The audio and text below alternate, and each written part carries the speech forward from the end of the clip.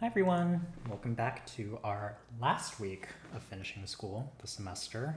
Today we're going to be talking about Limbo. It's a relatively easy boss, in my opinion, because most of the mechanics are just indicators that you have to remember, and you just need to know where you stand to dodge stuff.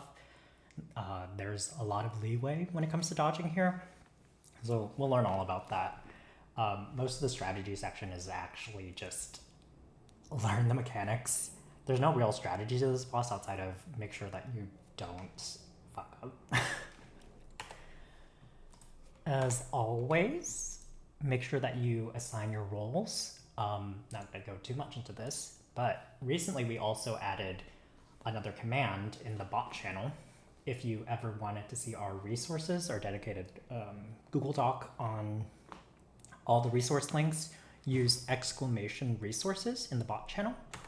You can also use exclamation guide to pull up all the videos that we've recorded during this and last finishing school series.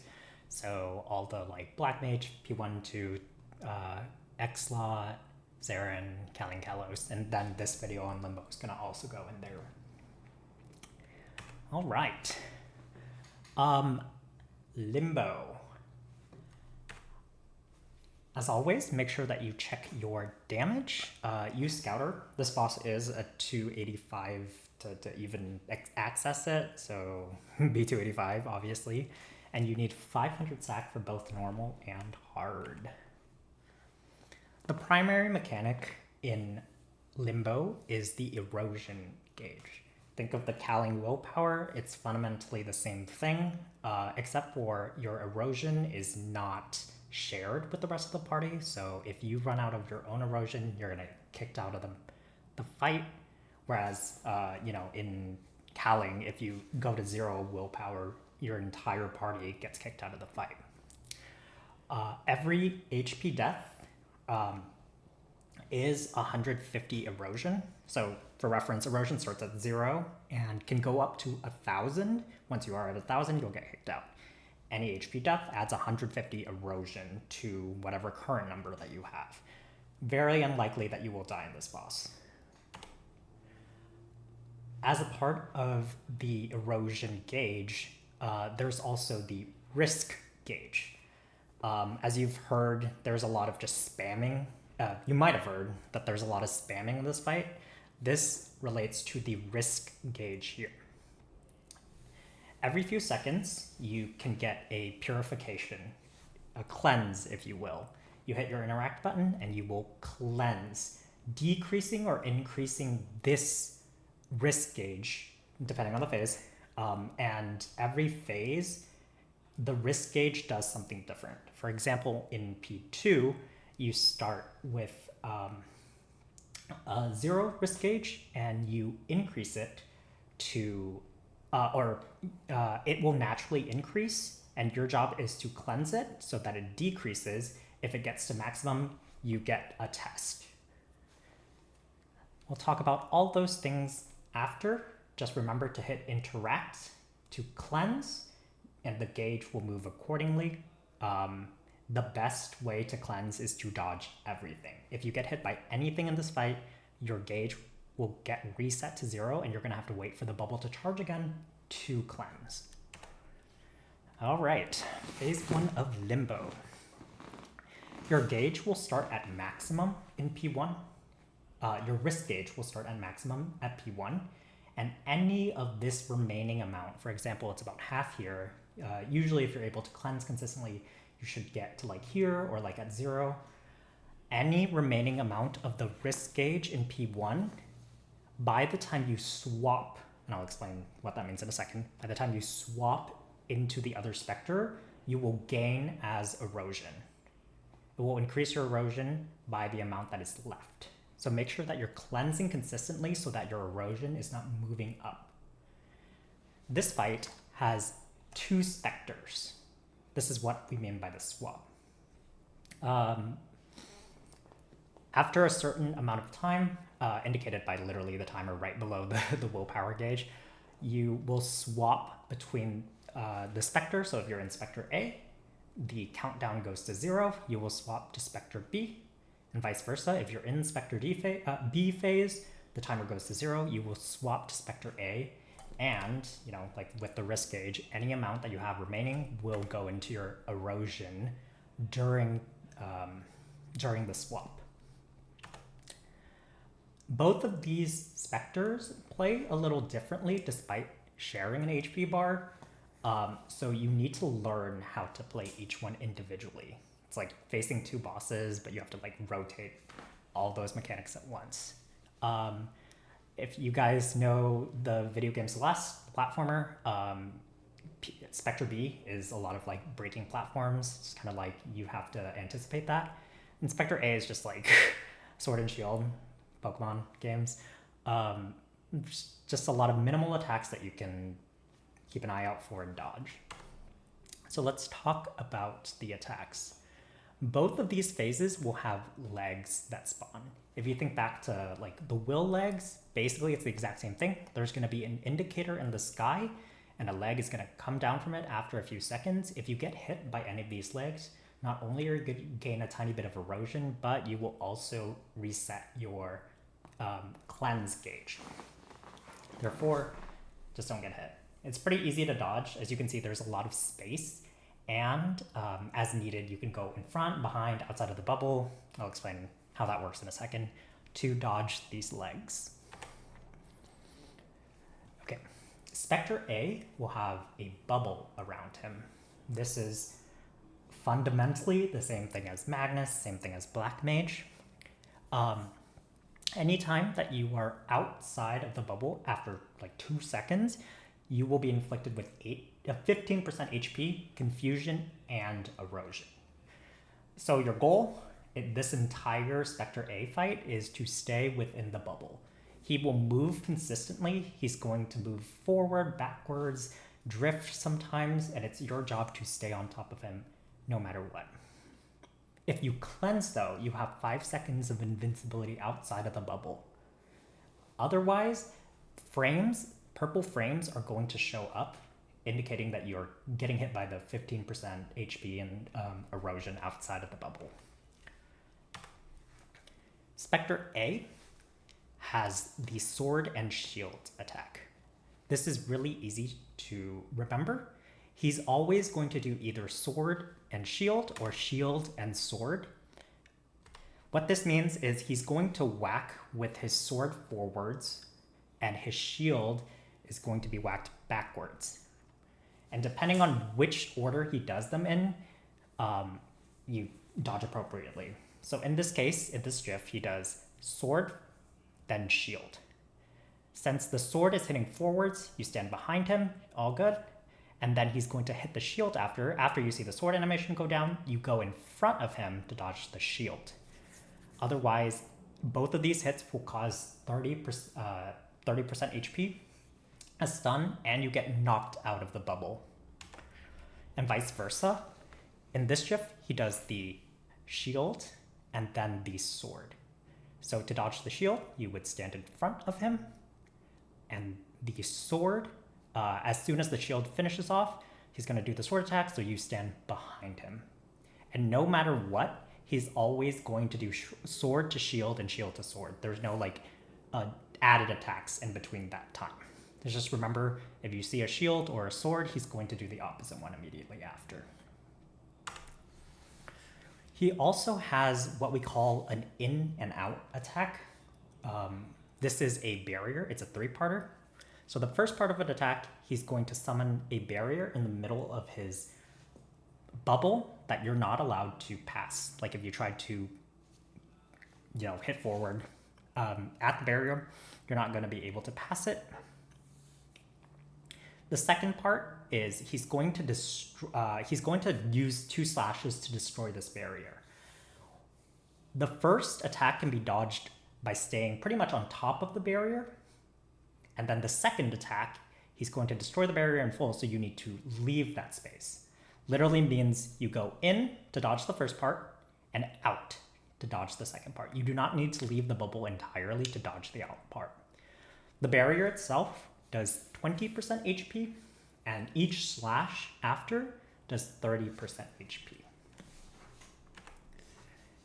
Spectre A also has a sword slice. It's a horizontal slice that will teleport you to a random location. If you get hit by it, you can simply duck this attack. You don't need to get out of the bubble or anything. Anytime you see like a massive, he charges up behind him, he's gonna slice a portal in front of him, just duck. And we go to Spectre B. This happens after the timer reaches 0. You will automatically swap from Spectre A to Spectre B and be introduced to new mechanics in the fight. So in Spectre B, he will destroy all some of the platforms in this map. Pretty self-explanatory. It's really difficult to anticipate it because the indicator is very quick, as you can see from this GIF.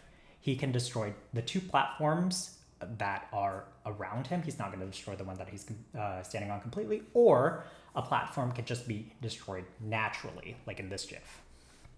To restore these platforms and make sure that you don't fall into them, because every time you fall into them, you get a lot of erosion, you need to cleanse near them. You only need to be on the platform adjacent to the one that's broken to cleanse. Pretty plain and simple, but I have a lot of trouble sometimes with this because I'm not paying attention to where I'm standing. He suddenly does a platform break, maybe a natural platform comes up, and I lose, or I gain a lot of erosion. He also has a slime that will bounce either from the far right to the far left or from the far left to the far right. It will travel the entire horizontal distance of the map. This slime is very dangerous because it can push you into broken platforms or any of Limbo's attacks. It does 20% HP per hit and super knockback, so be very, very careful to dodge this. The best way is to make sure that you are as far away from it as possible. A lot of people will use blink while it's passing in their area, or as you can see in this GIF, this person is just kind of like rushing past it as soon as it's on its upward jump, rush, and then it goes down and it's already past the character.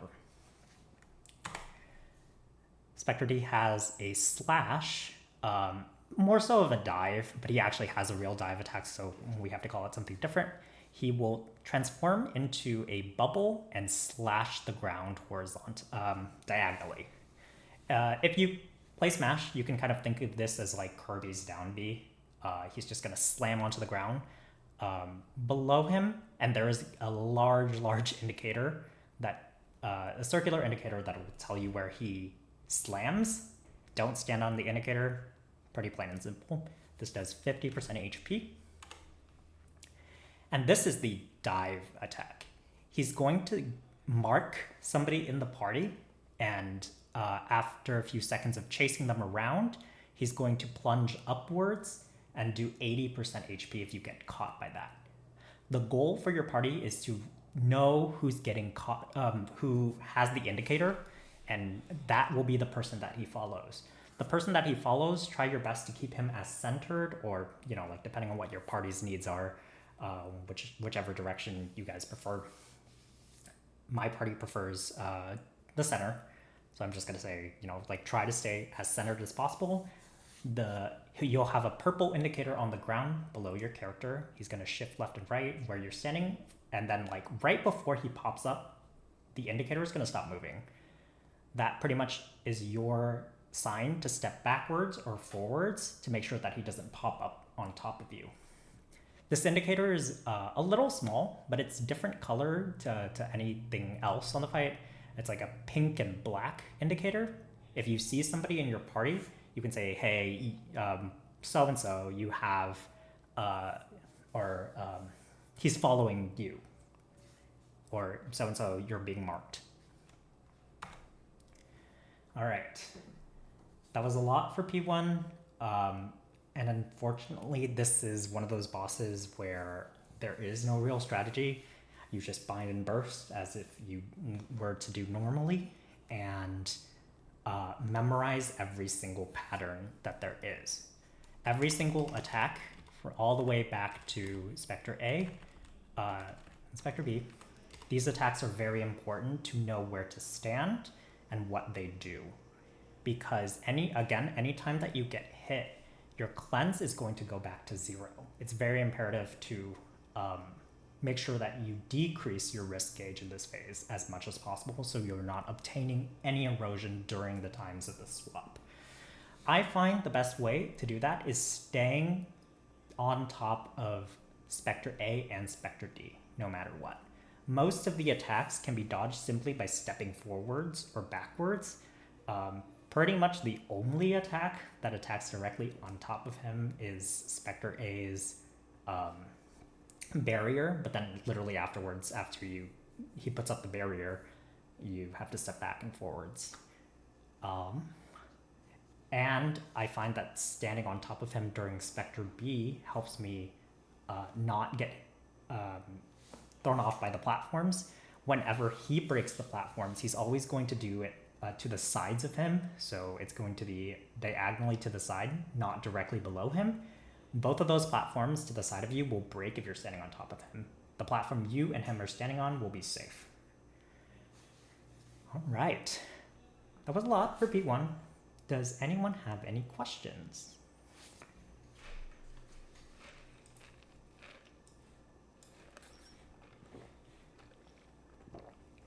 All right, if not, we are going to go to, oh, sorry, did someone have a question?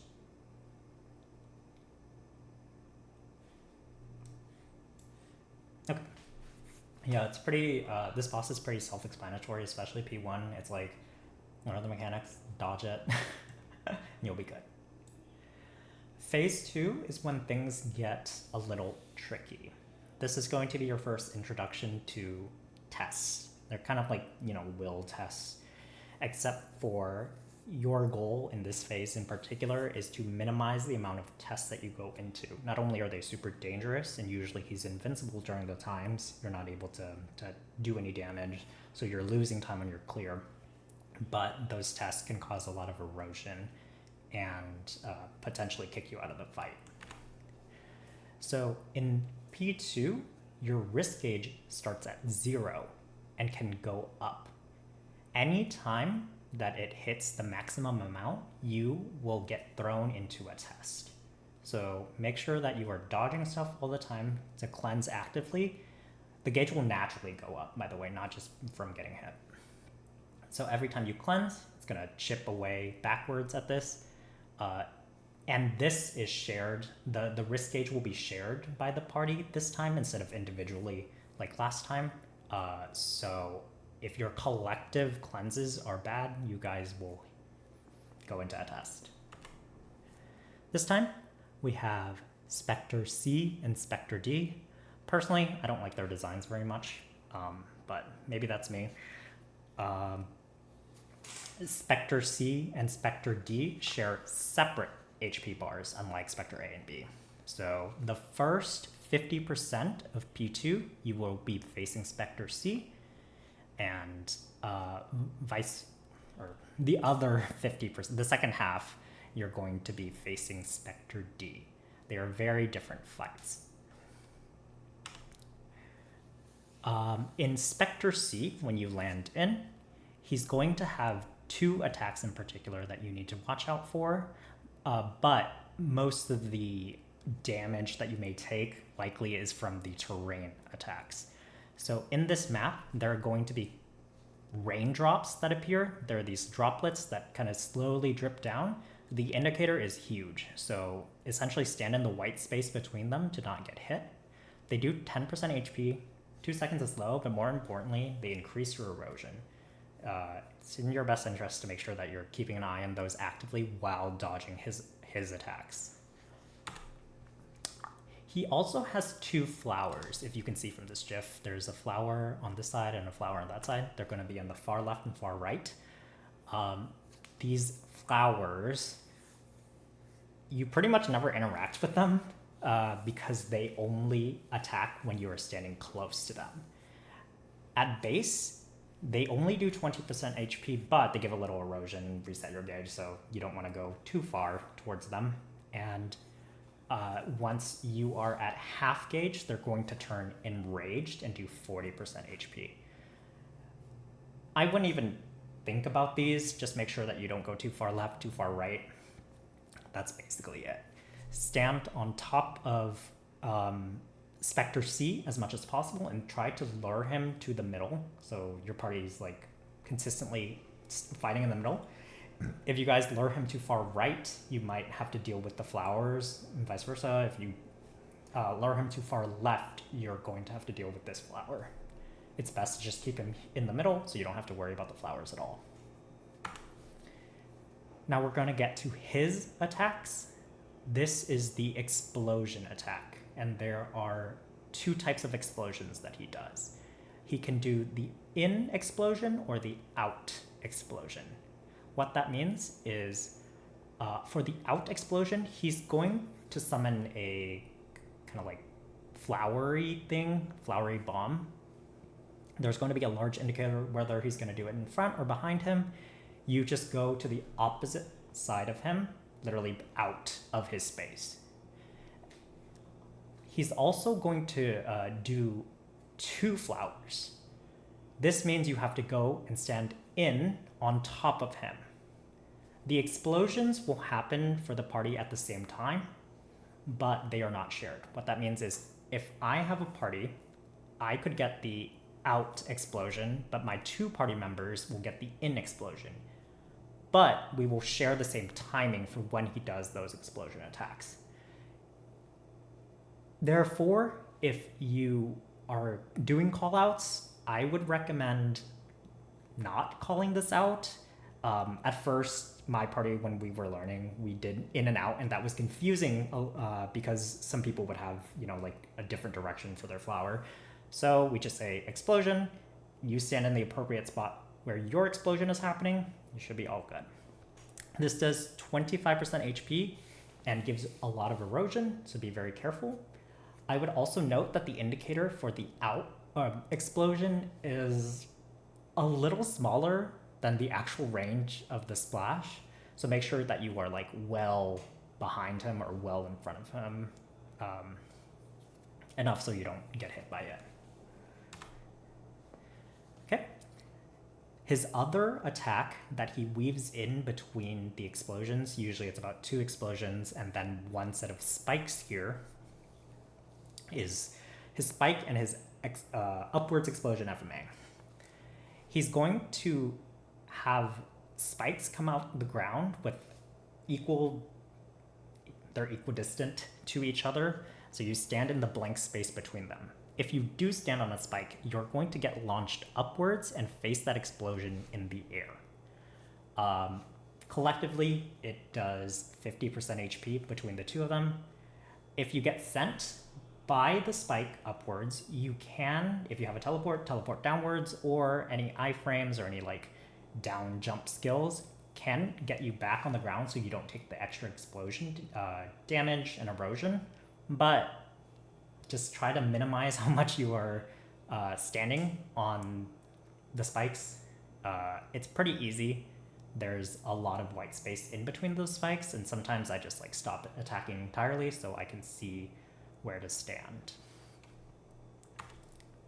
All right. At 80% HP in Spectre C, you're going to always go into what I like to call the good test.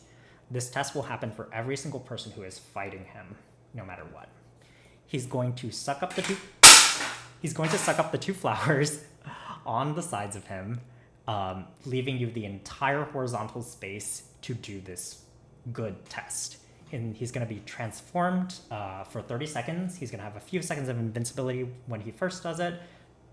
He transforms, and then you have 30 seconds to attack while he's doing the mechanics of the good test. So in the good test, he does pillars that are pretty similar to the spikes, except for these don't follow up with an explosion after. Just stand in the white space, you should be all good. And he also does a sequence attack. What that means is he's going to have these like purple pillar light things come out of the ground, starting from the left side or the right side of him and going to the opposite side. So your goal usually is to tell the party he's starting left, going right, or you can just simply say like going right. And this GIF in particular, these sequences are going left. So in order to dodge them, you can either stand very, very far away from him, or if you need to, and you're one of the melee classes that has to kind of stay on him all the time, you can blink right above when the sequence gets to your character. Again, really, really easy to dodge. Once you finish the good test, just note that your party can either burst out before you get a second good test, or if you guys get to say 74% HP after the first good test, 20% HP after that, at 54% HP, he's going to do a second good test. So if you get to 60% after the first good test, you will not face the second good test. However, if you have anywhere above 70%, you will face the second good test. On the other hand, the bad test happens whenever you fill your risk gauge. In this one in particular, you cannot attack him at all, so it's just going to waste your time, cause a lot of erosion, and cause a lot of damage. It's very imperative to not get into bad tests. But in the off chance that it does happen, he has 2 attacks that he'll do. His first set of attacks is what we call the up and the down. He'll have a purple or pink indicator. It's really hard to see, by the way, so that's why you don't want to get in here. The purple indicator will indicate that you need to jump, and a pink indicator will will indicate that you need to duck. He's going to do 4 either purples or pinks, 4 sets of them, and immediately afterwards he's going to either send an explosion on the ground or an explosion in the air.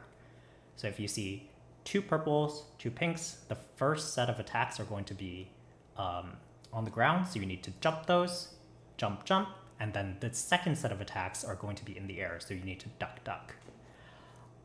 I don't like running into this test at all. I usually save my Jenny iframes specifically for this, just so I don't have to worry about the headache of, seeing the indicators and whatnot. There's so much going on in the fight. The teardrops are still coming down. You'd rather just be safe for this and not cause yourself to get a ton of erosion from not being able to dodge them. As you can see right here, these are the sets of attacks. That's the upwards explosion, and the downwards explosion is that purple pool on the ground. After the ups and downs, the 4 sets of ups and downs, he's going to have 4 sets of lefts and rights. What this means is his arm is going to turn into a snake, a jaw, whatever. In the direction that the snake or jaw is facing, that is the direction that he's going to do the attack. You can also see that they're different colors. Left is pink, right is purple. Just look at the direction of his hand. That will be where the attack is. You need to go to the opposite side of it. So in this instance, if he's attacking right and you see the party is going left and vice versa, he's attacking left, the party goes right. It's 25% HP per hit and causes a lot of erosion. Okay, hopefully you do Spectre C without getting into bad tests. Naturally, you're always going to get into a good test anyways, but there's going to be a test that happens in the transition between Spectre C and D. I like to call this the Mario test because, you're bouncing on it crazy style, like him, to hit these spikes on the opposite side of him. What that means is you're going to be spawned into this globe. You need to go to the spike that is directly opposite of where he is standing, jump on it, and he will get hit if you hit a spike where he's not standing, it's just going to appear on the other side. You need to do this 3 times within 30 seconds to decrease your erosion by 150. This is one of the few chances that you have in this fight to reset your erosion. If you have any less than 150, you'll only recover up to, like back to 0. But, if you have a lot more erosion, this is a great way to recover because this test is very, very easy. Then we go into Spectre D. Personally, my least favorite phase. It does start getting a little hectic because there are a lot of, not everything is instanced in here. A lot of things are shared, and your party needs to be very weary of all of the attacks. He's going to spawn 4 walls depending on what HP, how much of your gauge there is left. So if you are on an empty gauge, the map is going to be entirely empty. You're going to be all good. Once your gauge gets to 25, your risk gauge gets to 25%, he's going to spawn the first left wall, closing off the map on the left side. Once your gauge hits 50, he's going to close off the right side. Gauge at 75, he's going to close off the bottom of the map. And as you can see, there are 2 platforms, so he's going to close off the bottom platform entirely. And then when you get to full gauge, he's going to close the top. You're going to get into an FMA. Your goal is to make sure that the map stays as empty as possible for this next attack. These are the teeth. Probably the most annoying mechanic in Limbo, in my opinion. Somebody, every like 6 to 8 seconds or something, everybody in your party has a chance of getting this teeth indicator above their head. The teeth, after a few seconds of you having that indicator, that debuff if you will, on your head, a set of teeth are going to appear where your character is standing. Those teeth are going to be shared by the entire party. The party can tell where the teeth are. Anytime you go on to a set of teeth, you're going to take 15% HP for the first few seconds. However, there is a way to get rid of the teeth. We call cleansing the map, if you will. The teeth are going to turn into a blue-black color from this like white-purple after a few seconds. That's your chance to hop on top of the teeth and cleanse them, kind of like will webs. The problem with that is immediately afterwards, after you cleanse a set of teeth, lasers will appear. What that means is, in this example, on this top left GIF right here, a set of horizontal teeth spawn where that character is. After a few seconds, if somebody goes onto that set of teeth, a horizontal laser is going to spawn exactly where the teeth were.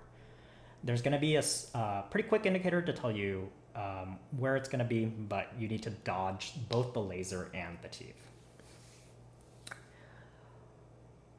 I personally have a really hard time, or I used to have a really hard time with dealing with this because putting teeth in places where my party members were not standing is kind of difficult, especially if your walls are closing in. Optimally, you want to fight Spectre D either on the top or the bottom platform towards the middle, giving you space on both of the left and the right sides to put teeth. However, if your risk gauge goes up, the walls are closing in, there's not a lot of space to stand, there's not a lot of place to put teeth. Your goal is to keep the map as open as possible specifically for the teeth. Because if you're not actively cleansing them and a lot of teeth are in the map, he can also explode the teeth and cause a ton of lasers to appear in the directions that the teeth were spawned. So if they were horizontal, he's gonna spawn some lasers horizontally where they were, and if they were vertical, he's going to spawn some lasers vertically where they were. Try to cleanse anytime you see that like bluish color on the teeth as much as possible. and try to put the teeth away from your party members. If you see the indicator above your head, that's your job to either go left, right, wherever the map is open, far away, so that your party member is not getting bitten down by the teeth to cause the first 15% HP, and so that lasers don't spawn on them if after the few seconds that the teeth turn blue. He teleports. That's pretty much it. He will teleport to a random location of one of the 3 party members. So it is in your best interest to mostly stay together. My party likes to group up at the bottom mid to burst. So that's your goal for all 3 party members to stay in that same area. For me, I would always stay in the bottom middle area. He also does a wave. This attack has a huge hitbox. The wave is going to start large, pretty much the size of his body, and as it travels outwards, it will decrease in size. If the wave is spawning at the bottom, it can hit towards the beginning of, like where it's starting because it's higher, it can hit the top platform. But if you are super far away from it, towards the end where it's dissipating, it will not hit the top platform. It does 40% HP for every 0.2 seconds that you're on it, causes slow, but more importantly, erosion, and resets your cleanse gauge. To dodge this, you simply up jump the wave, or just don't stand on the same platform. So if he's on the bottom platform, you can go far away onto the top and either blink if you're like directly on top of him, or you can go far left, far right, where it's getting smaller. If he's on the top platform and spawns a wave, you can simply go to the bottom, not deal with it. He has a shark attack, what I like to call down or duck, because that's literally what you do to dodge this attack. He's going to clomp down on his general location. If he is on the bottom platform, he can hit the top platform like right there in that GIF. So if you ever see the shark attack, make sure that you're standing away from that indicator. It's pretty plain and simple, and if you're on top of him, just duck. Does 40% HP, gives a lot of erosion. All right, in the off chance that you do get in the test, when I was first learning, we were dealing with this test a lot because we were having a really hard time managing the teeth. You're going to get into the Microsoft like screensaver-esque dodgeball field where either big or small spheres are going to bounce across the map. They have a quick indicator, but it's really hard to dodge this because you don't have the same mobility that you usually do. You're going to be locked into that like jump quest mobility. It's going to last for 14 seconds, and the small bubbles do 20% HP and are just kind of floating, whereas the big bubbles have that indicator where they're going to bounce. They do 35 HP and stun you for a second. So during that time of the stun, you can get hit by extra small bubbles or multiple hits of the other big bubble. This causes a ton of erosion and probably will be the most amount of erosion that you get in the fight if you accidentally get into this phase. If you see yourself relatively close to 100% on the risk gauge, it's a good reminder to your party, if you guys have iframe, pop it before you go into this phase because you will not have the opportunity when he closes that top area to pop the iframe. So if you see yourself relatively close, hit Jenny iframe, and Jenny should persist for the few seconds that you're coming in, so you only have to dodge the second half of this test. Don't get into this test. That's pretty much it. The strategy for Spectre C in particular is to be spamming the hell out of your interact button, making sure you're cleansing as much as possible. Memorize the patterns so that you have the cleanse gauge up, and try to actively dodge the raindrops if you can. Sometimes you get into tough patterns where he'll do spikes. One of the safe spots is directly on top of one of the spike safe spots is directly on top of where a raindrop is spawning. It's fine to get hit once or twice, but collectively you as a party need to play well enough so that you are keeping the gauge out of 100%. Remember your spacing as well. Make sure that you don't drag Spectre Seed too far to the right or too far to the left, so your party does not have to deal with the flowers on the right or left side, respectively.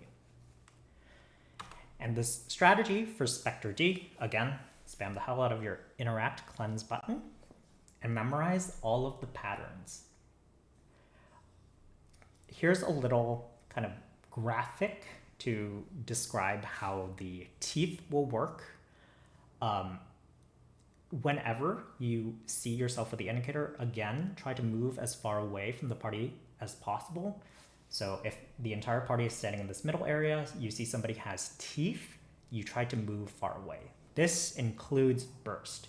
Likely your party is going to be bursting in the same vicinity of each other. If somebody has the indicator above their head, they need to move out of the way during that burst time. Just sack a few seconds, should be all good, and then hop back in after the teeth have been created elsewhere. Try to minimize the amount of time that he explodes all the teeth by cleansing them actively.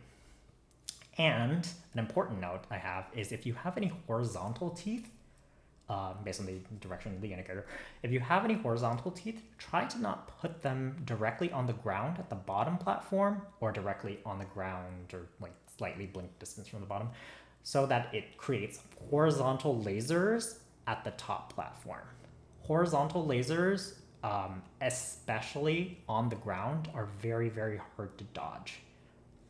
So make sure that you're not screwing up your party members by spawning those horizontals directly on where they are standing. Okay. Before we go into P3, does anyone have any questions about P2?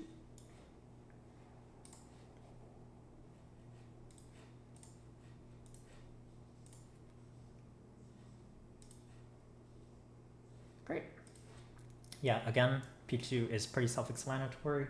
Just a lot of attacks that happen all at once. It's about knowing what attacks do what, where to stand for them, and coordinating with your party. Okay, P3, personally, I think is the easiest phase. Some people might argue otherwise because the test can be a little tricky, but just don't test. Your gauge will actually start, it's like P1, your gauge will actually start at maximum, and you need to actively decrease it. This time, it's actually shared by the entire party, so it's a very good job, or very necessary for your entire party to be cleansing actively and not getting hit, so that you don't gain erosion during the times of the swap. In this phase, you're going to be facing black and white limbo. Technically it's like dark and light or something like that, but we just call them black and white limbo. The timer is going to be back indicating when you swap between them, and again, any of the amount of erosion will be gained based on how much of the risk gauge is left. Okay, so you're always going to start in black limbo. After the timer goes to 0, you will then swap into white limbo. Both limbos have legs. These are pretty much the same thing that spawn in P1, except for the indicators are a little thinner. I noticed that the black legs are a lot slower and the white legs are a lot faster. Just stand in the white spaces in between them, or if you have a lot of trouble seeing where the white spaces are, just move out of the way. There should be a lot of space for you to dodge these. They cause 20% HP and give you a lot of erosion, so be very cognizant that you're dodging these actively. It's not one of the things that you can just get hit by, because your gauge is going to reset. Your cleanse gauge is going to reset. He's going to come back with a bubble, black limbo in particular. This bubble pretty much functions exactly like the one in P1. If you're standing outside of it for more than 2 seconds, you're going to get erosion, and these small mobs that are kind of like the X-Lot slash Kalos floating mobs are going to spawn. But these ones in particular, they will throw you away from the bubble. So if you get caught by any of those, you're going to be thrown away from the bubble. You're going to get more erosion from naturally being outside. It's best to just stay inside, make sure that you don't get the natural erosion from sitting outside of it, and don't get hit by the mobs. If you're standing on top of him, as he's moving left and right, you should be good. It does get a little annoying when he gets stuck in a corner though, and you only have half of the bubble space to stand in. In addition to the bubble, he's going to spawn fires on the ground. These fires will indicate how close you are to getting to a test. In this phase, it's not indicated by the gauge, the gauge will not cause the test. It is based on how many fires are on the ground. Anytime you have a cleanse, you can simply stand on top of a pool of fire and cleanse, and the fire will disappear. That specific puddle will disappear. It does get a little tricky with the timing because if you're getting hit by the fire, it does a tick of damage, therefore your gauge is gonna like lower a little. So it's good to kind of learn how your class moves and interacts with these puddles. You can hop outside of the bubble real fast as you're doing your hop, you hit cleanse, and then you land on top of the puddle to cleanse it. Just be very cognizant of how many flames are in the map. There will be a border that changes colors and kind of does a staticky effect on your screen anytime that there are a lot of fires, meaning you guys need to go cleanse these fires. You can step outside of the bubble. Again, it's 2 seconds after you step outside is when you're gonna take a little bit of erosion. So you can just go very quickly to a fire puddle, cleanse it, and come back in. Okay, Black Limbo has a few telegraphed attacks that you need to memorize.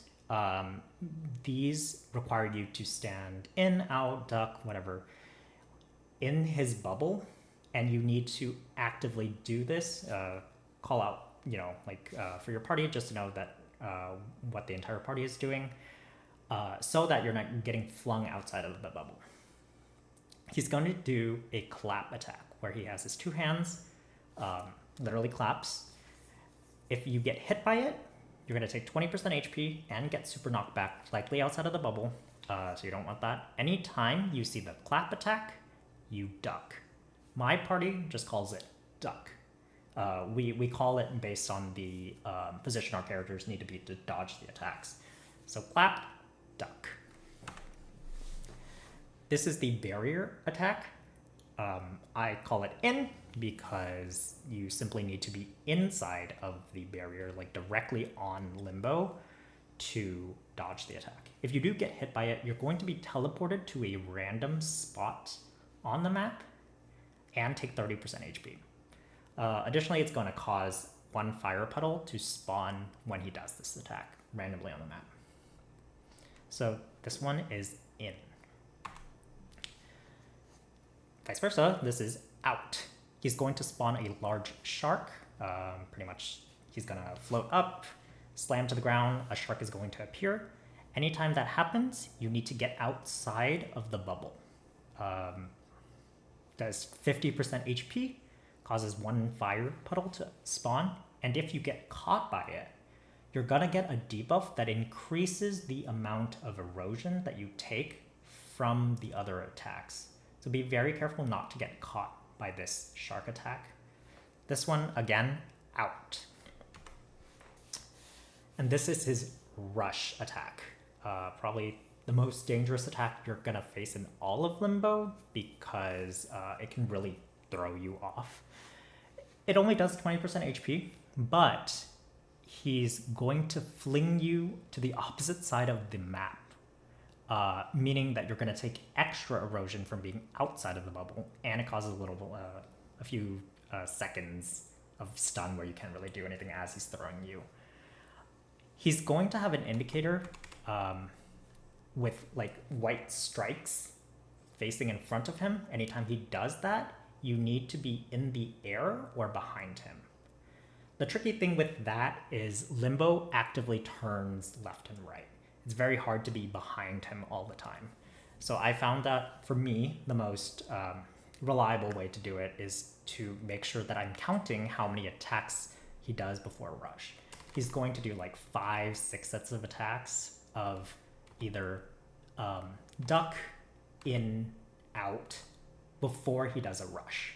If you sense that he hasn't attacked with any of those attacks, and you know, like you already see 5 or 6 attacks coming through, preemptively prep for the rush to happen so that you do not get caught. You do that by blinking in the air, or simply up jumping whenever you see the strike indicator or standing behind him. All right, let's talk about the test. So I recall a few seconds ago, I talked about the puddles of fire that spawn on the ground. If there are 6 fire puddles on the ground, also indicated by the border and your screen turning staticky, you're going to phase into a test where your entire party is going to be thrown inside a bubble. During the time of the test, Limbo cannot be attacked. He's going to be invincible. And your swap timer, the timer that indicates how much time in between swapping to white Limbo, is going to pause. This is very important in terms of bursting because, for example, if you if you burst, your party bursts, and you go into test, you're going to lose all of burst. If you were planning to do something during the time, your timer is going to swap. You can also use this advantageously to stall out and make sure that your burst comes back up.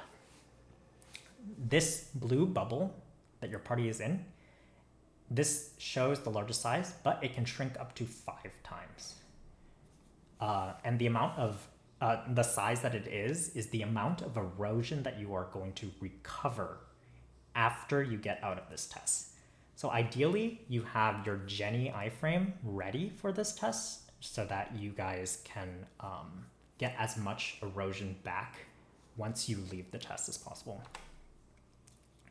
He's going to do 2 attacks in here.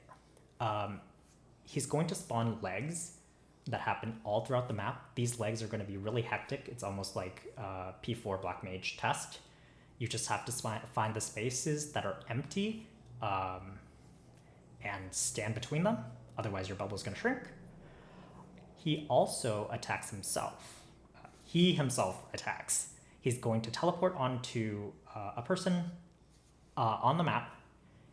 And if he flings you out, that's going to cause 25% HP and does super knockback, likely throwing you into a leg. And, you know, that's already 2 attacks. So don't get caught by him by either staying in iframe or paying attention to which direction that he's going to fling. You can see it in this GIF right here. He's going to try to shoot this person from the left side. Staying inside of the bubble will decrease your erosion by 50, but if you are outside of the bubble after this test finishes, you're going to gain 100 erosion. It's very imperative to stay inside of the bubble during this time, even if it gets to the smallest amount. Okay, let's go ahead and swap to white Limbo. After the timer hits 0, you're going to go, there's going to be a transition. You guys will lose the amount of erosion that your gauge has. In black Limbo, you start white Limbo. There are going to be walls that appear to the left and the right of the map. These walls can be cleansed, and you can have no walls in the map by actively cleansing, but every time they cleanse, if you're standing on top of it, you get 300% HP. They work fundamentally the same as the P1 Black Mage walls. Don't stand on them, don't go too far left, don't go too far right. Anytime you see this indicator and it pops down, that's your you need to get out of that area. If you accidentally get flung into a wall or run into it on accident, you're going to take 15% HP, and a white ball is going to spawn that does 20% HP. This ball will either travel left to right, or it can kind of jump diagonally, I guess, kind of like the Kalos ball in that same pattern, and it affects your entire party. So try your best not to hit any walls, otherwise your party is going to be potentially inflicted with the debuff. This debuff that the ball causes will increase the amount of erosion that you take from all of the attacks. Just don't spawn the ball. It's pretty plain and simple. This is the only the only low cooldown attack that Limbo has in this phase. As you can see, the legs are still spawning, but Limbo is going to do this little indicator and spawn a shark in front of him. The shark is going to throw you back a lot, likely into a wall. So what you need to do is stand above the indicator, either jumping or blinking above the indicator, or behind him to dodge this attack.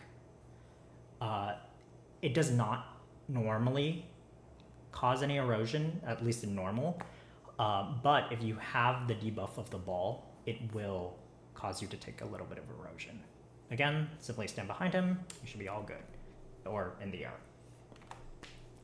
Every 30 seconds, usually at the start when you come into the phase, and subsequently every 30 seconds, he's going to spawn a shark that either comes from the far top left down to bottom right, or far top right going down to bottom left. There is a lot of airspace for you to dodge it on the opposite side. So there's no space really if he spawns it on the left. There's no left space if he spawns it on the left, kind of like this GIF right here. All the characters have to hop in the air on the far right side. This is also one of the reasons why you need to keep the walls to a minimum, because you want as much space to dodge this shark FMA or this wave FMA as possible. If you close off the map, you're going to have to stand a little more centered, and you're going to have less space to blink in the air. A lot of people have also told me that there is a slight delay in blink in here. So you have to blink preemptively in, like the safe spot where the shark isn't going to land. Just be cognizant of that. It does 30% HP per hit that you take of it, and it causes erosion. If you have a short cooldown iframe, like Corsair has a 30-second iframe, heroes have a 30-second iframe, you can use that and have it up every single time the shark wave happens. Otherwise, your only option is to blink. Okay. In the off chance that you do get a test, which is caused by spawning too many walls in White Limbo, a bubble is also, you're also going to get a bubble-esque test. Instead of having a bubble ready for this test, there will be legs that spawn all throughout the map and water that spawns. You catch the water and you dodge the legs. So anytime you see the blue column indicator come down, you try to stand on top of that one to fill up a bubble. Your bubble can be filled up 5 times or so, and allows you to recover a little bit of erosion. Personally, I don't like to get into White Limbo tests because so much, you can see right here, so much of the map is closed where it's almost impossible to dodge the shark FMA. It's in your best interest to just not deal with this. But in the off chance that your party does, just know blue columns will fill the bubble with water and can increase its size. If you are in the shields by the time the test finishes, you're going to get your erosion decreased by 50. If you're outside, you get your erosion increased by 100. Keep your Jenny iframes, if possible, for either of these tests, either black or white test, so that you can freely catch the water without having to deal with the legs. Same concept, if you get hit by anything in here, him or the legs, your bubble is going to decrease in size. Okay. P3 has a little bit of strategy outside of just binding and bursting.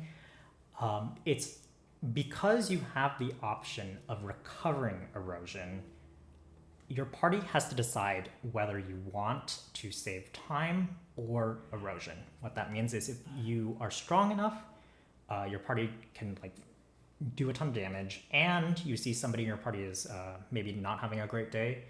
By the time P3 rolls around, you can purposefully start either test so that you recover erosion collectively. If your party is very min-spec, min-clear, you guys are going to take all 2950 to clear the boss. It's in your best interest to not have any of either of those tests open.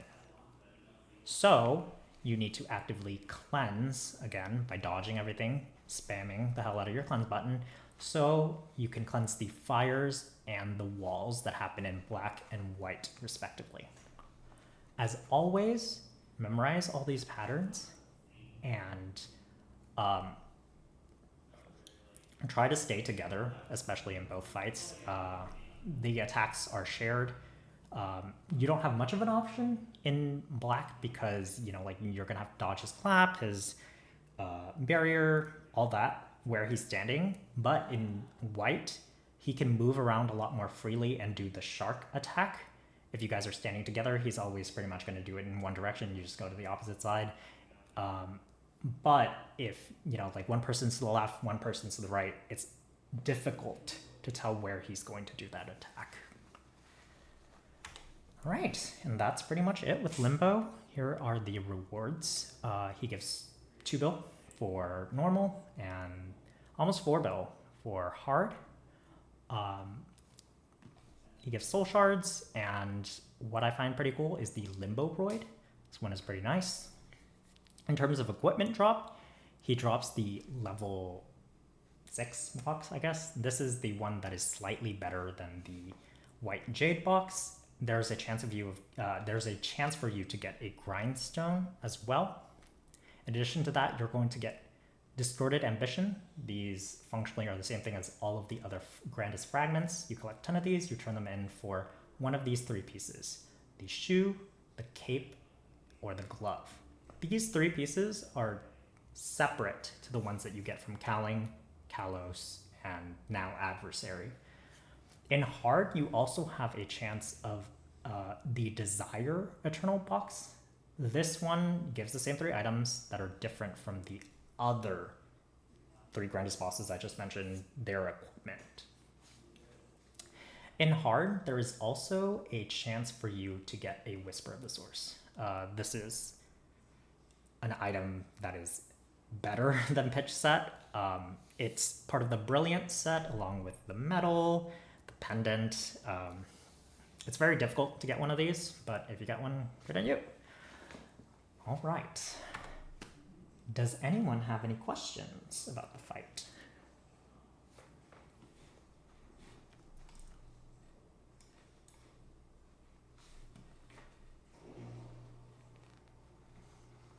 Okay.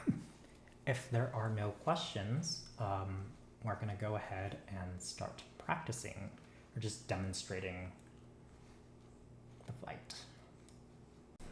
Okay. Now that we're all here, are y'all ready to go into the prep room? We'll just do a quick demo of normal Limbo. If we happen to get into tests, just we'll do it. Otherwise, let's try to not get in. Y'all ready for prep? Yep. Mm-hmm. We're ready. How do you want to burst? Let's do it based on the party order. So I'll do Ori 1, Ori 2, Ori 3, Clem. Okay. And we're all going to be bursting together. It's just in separate Oris, just for anyone watching the video in reference. Let me know when y'all are ready to go into practice. I'm ready. All right, let's do it.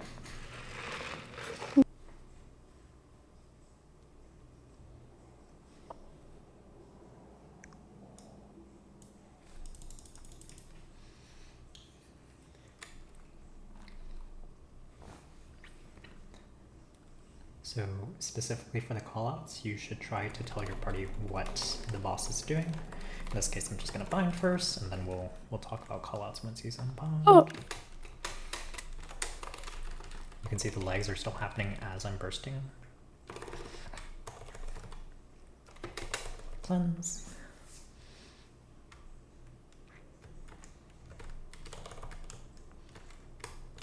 He's unbound now. Duck. Duck. This will be in. In. Out. Out. Shield. Sword. Duck. Sword. Shield. Shield. Sword. Duck. Barrier. In. Out.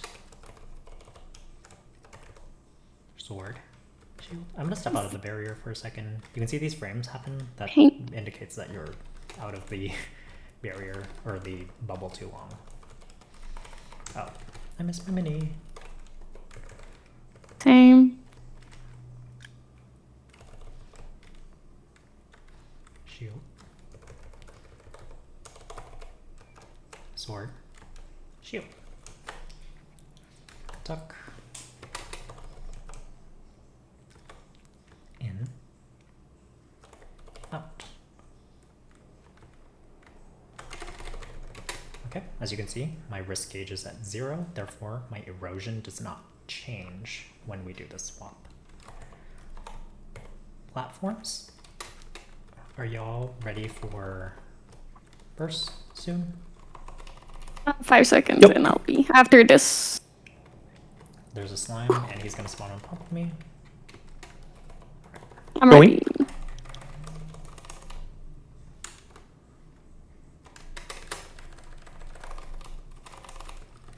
Binding. Thank you. Remember to call slime. Slime's going right. Jump. Blink. Dive.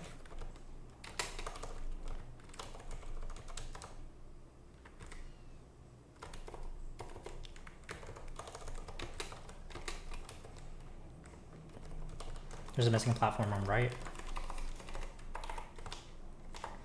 Going to cleanse. Slime's coming. Thank you. Following me. Sorry. There's a missing platform over here on left too. Oh, just kidding. Plats. Hee. Standing on top of him. Thank you. Minis.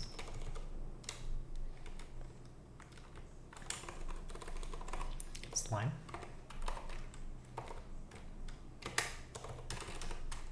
Hey, that's a good enough.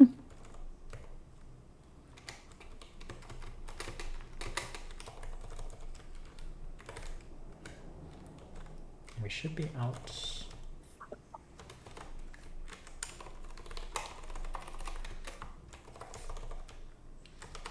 In. Out. Duck. Sword. Shield. Shield. Okay, and we're out. Y'all ready for burst when we go in? Mm-hmm. Yeah. Let's do it. I will bind and then origin again. Yeah.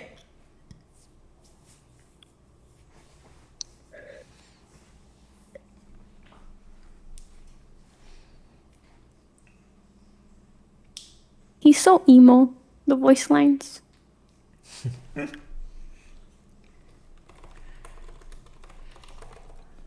Fountain Town mid as well.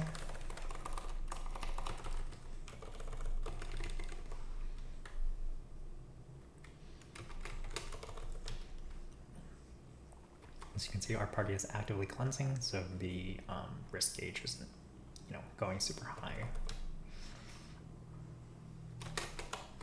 We are heading into good test. During good test, I cannot cleanse, but I can continue attacking. Those were the pillars. This is the sequence going to the left. Pillars.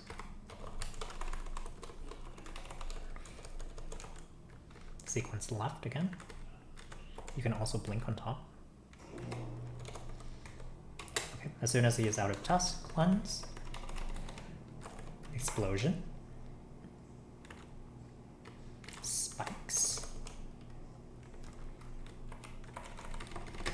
Explosion.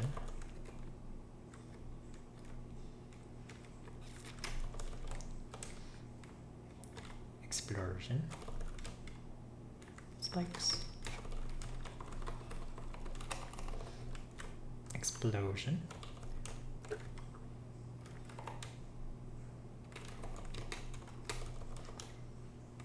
Explosion. I'm not even coming to this side so I don't spawn flop. Oh, spikes. Explosion.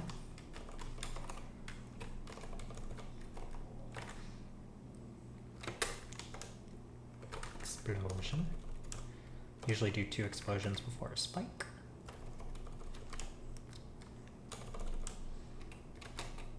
Explosion. I'm ready for burst whenever y'all are. Yeah. Me too. We can chip instead of burst. So we have burst for Yeah. Spectre D. Spikes. Oh man. This is good test again, since our gauge wasn't full. It's all good. Blink.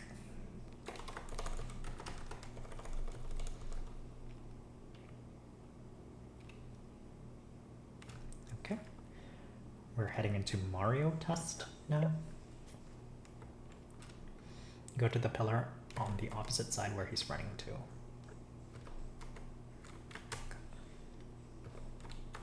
Blam. And I am out of test. Yeah, me too. Wave. Those are the teeth right there. Let's get him bot mid again. Sorry, teeth.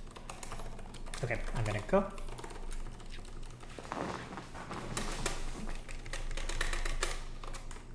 Pop these teeth by going up to them. Oh. It's all good. Going to pop these teeth? Oh, sorry. Did not see the teeth. All No. good.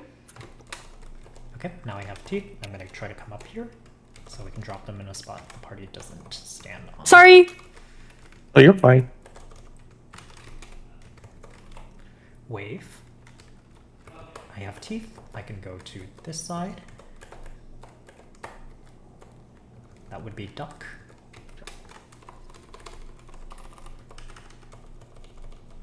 I have teeth. That was him popping it. Okay. Wave. I'm gonna jump. Minis, minis, minis.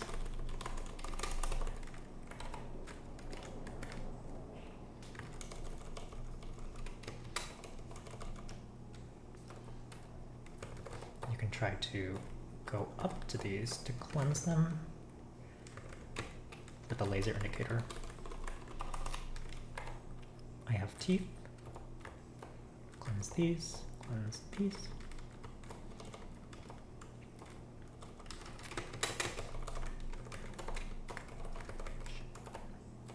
Stay block.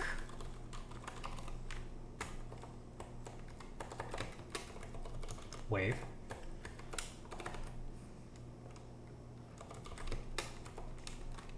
Teeth. Duck.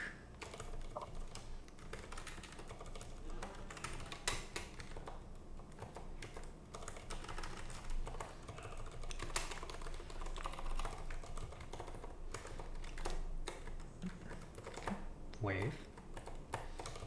And we are out.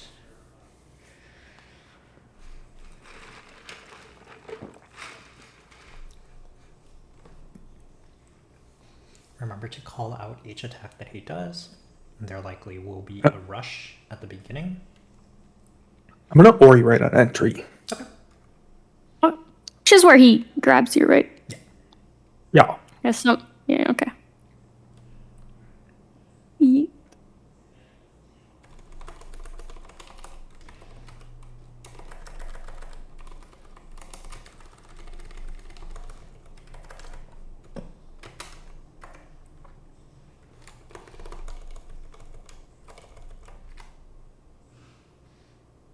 Not pop my burst properly, but that's okay. Unbound? Rush? Oh, so I got hit by that. Now that I'm outside, I got hit by that leg. In. Duck. Air puddle in the middle. Thank you. Out. I cleanse that puddle right here. In. Okay, he's done a few attacks. Watch out for a rush. Rush. Grab or rush. Yeah. Either or. Duck.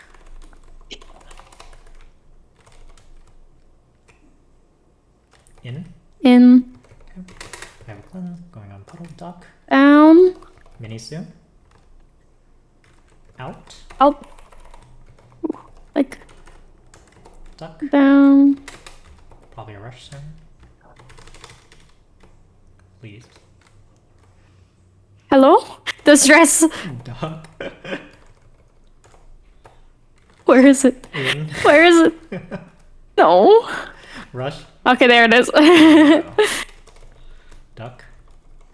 Let's try to go into test maybe. Let's not. Oh, that's fine. Oh, No. sorry. It's okay. We can try next time when we get into black again. Duck.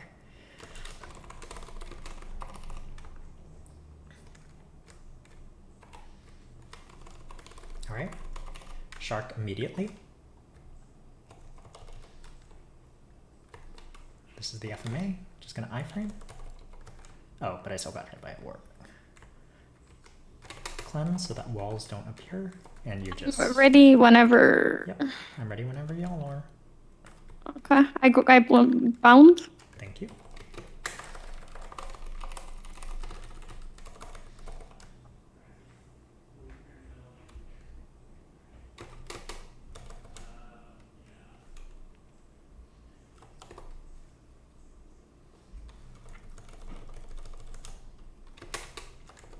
He's unbound.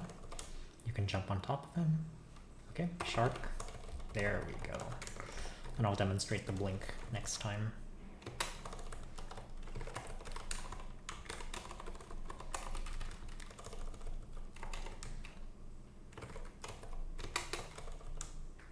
Are alternative ways of stalling in the air also delayed? So like whirlwind for Lin? Yeah. I good to know. Okay, shark from the right. Use this airspace. Blink.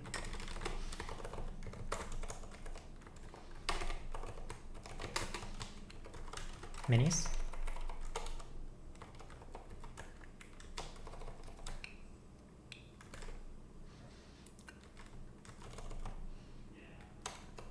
Swap. When we get into black, could we try to get into test this time around? Just to demo that. I have burst in 30.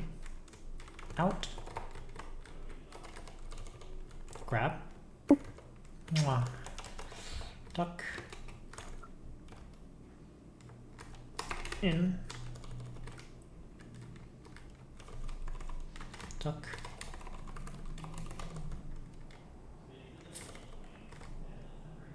Okay. Duck. Grab. In. Hopefully he does it. We should test soon. Ooh. Yeah, okay. Yep. There we go. And I just saved my iframe for that. He can telly to the people in his party, and he can just fling you out. Try your best to stay in the bubble and dodge the legs and him. As you can see, the timers also pause for the swap. And I recovered some erosion. All right, y'all ready? Yeah. Mhm.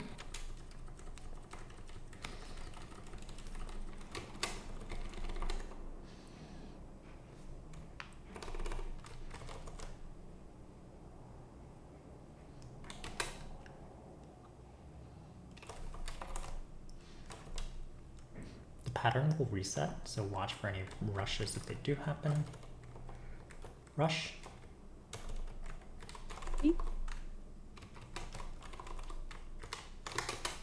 Out.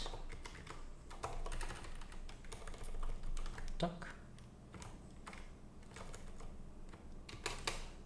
Swapping in 15. In. Duck. Rush. Sorry, I call it the rush, but you can also call it grab. He rushes a little forward before he throws you. Yeah, I think it depends on party, right? Yeah. Or like... Okay, watch for the FMA. Blink. My mini is a little away, but that's okay.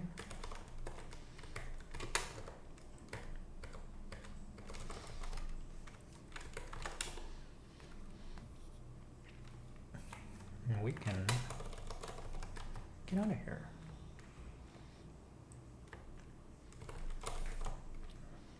Yeah. So our party, oh, by the way, the FMA, the party HP indicator has the erosion in reverse. So this is like you start at 1,000 erosion, and when you decrease, or when you get hit, it will decrease. It's, you know, opposite. Since our party had relatively good erosion, if we needed to test, in the off chance that we needed to test or got into different tests, we would have been okay for time, even though the test stalls for a lot of time.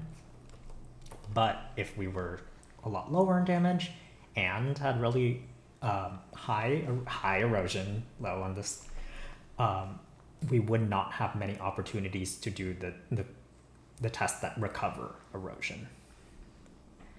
All right, any final questions about this boss? Yeah,